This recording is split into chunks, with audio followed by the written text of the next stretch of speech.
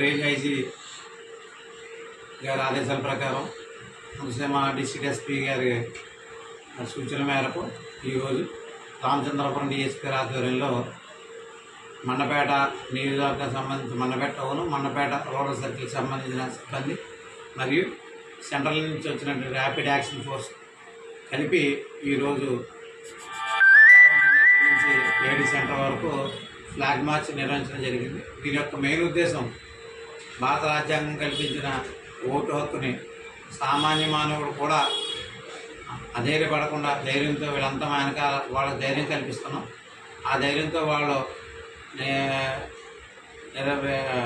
భయపడకుండా వాళ్ళ యొక్క ఓటు హక్కు నిర్వహించుకోవాలని వాళ్ళకి తెలియజేస్తూ ఈరోజు ఈ ఫ్లాగ్ మార్చ్ నిర్వహించడం జరిగింది.